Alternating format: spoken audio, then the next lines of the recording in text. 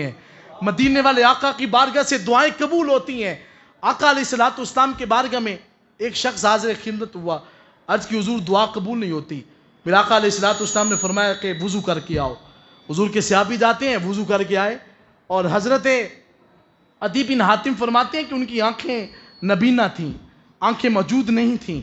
واپس پلٹے، میرے آقا علیہ الصلوۃ والسلام نے فرمایا کہ فصلی، نماز پڑھو، 2 رکعت نفل پڑھے، ہاتھ اٹھا کر کے عرض کی اللہم انی اسألک بحق نبی الرحمہ واتوجہ الیک بنبی محمد الرحمہ۔ مالک میں تجھ سے سوال کرتا ہوں کہ میرے پاس تو کچھ نہیں ہے، لیکن میرے سامنے مدینے والے آقا بیٹھے ہوئے ہیں اور حضور کی توجہ چاہتا ہوں۔ حضور کے غلام فرماتے ہیں کہ جب اس نے اپنے چہرے کے اوپر ہاتھ کو پھیرا تو فرمایا لگتا ہی نہیں تھا کہ اس کی بنائی موجود نہیں ہے۔ وہ حضور کی جو ہے وہ زیارت کر رہا تھا اور ساتھ میں کہہ رہا تھا حضور آج تو کمال ہی ہو گیا ہے، میں نے آپ کے چہرے کی زیارت کر لی، اس سے بڑا اور کیا چاہیے۔ ایک سامنے حضور کے ایک شخص آ کر کے جلدی جلدی سے نماز پڑھتا ہے اور اپنے چہرے کی طرف ہاتھ پھیرتا ہے۔ میرے آقا فرماتے ہیں ایھا المصلی کیف عجلت، اے مصلی نماز پڑھنے والے اتنی جلدی؟ عرض کی حضور آیا تھا، کوئی کام تھا، جانے کی نیت ہے۔ میرے آقا علیہ الصلوۃ والسلام نے فرمایا نماز دوبارہ پڑھو۔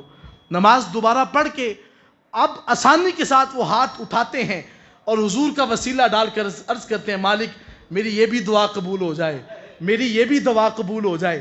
یہ مانگ رہے تھے کہ حضور فرما رہے تھے سل تعطیٰ۔ میرا آقا فرماتے ہیں صحابی اب دیر نہیں کرتی، تو مانگتا جا، میرا رب تجھے عطا فرماتا جائے گا۔ مدینے والے آقا کے صدقے سے دعائیں قبول ہوتی ہیں، مقام استجاب تک پہنچتی ہیں۔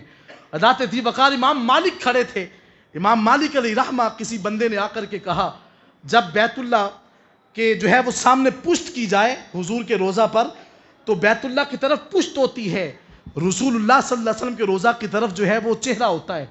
یوں جب امام مالک کھڑے تھے روضہ رسول کے سامنے تو پشت جو ہے وہ بیت اللہ کی طرف ہو رہی تھی، رسول اللہ صلی اللہ علیہ وسلم کے روضے کی طرف ہاتھ کر کے تو آپ نے عرض کی کہ مالک مدینے والے آقا کے روضے کے صدقے سے میری دعا کو قبول کر لے۔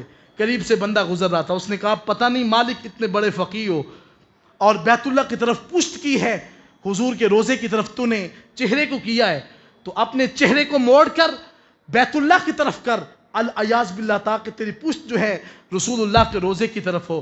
امام مالک فرماتے ہیں تو پاگل ہے، یہ عقیدہ تجھے کس نے دیا ہے؟ تو فرمایا تجھے یہ عقیدہ کس نے دیا ہے؟ امام مالک فرماتے ہیں مجھے یہ عقیدہ میرے باپ آدم علیہ السلام نے دیا ہے۔ فرمایا وہ کیسے؟ فرمایا آدم علیہ السلام نے فرمایا تھا کہ دعائیں 360 سال رونے سے قبول نہیں ہوتی، ایک مرتبہ مدینے والے آقا کا وسیلہ ڈال کر رب کی بارگاہ میں دعا کر لو، رب اسی وقت تمہاری دعا کو قبول فرما لے گا۔ دعائیں قبول ہونے کا حل ہمارے پاس موجود ہے۔ جب آپ رسول اللہ صلی اللہ علیہ وسلم کے روضہ کی طرف جب آپ اپنے چہرے کو کر لیں گے تو خدا آپ کی دعاؤں کو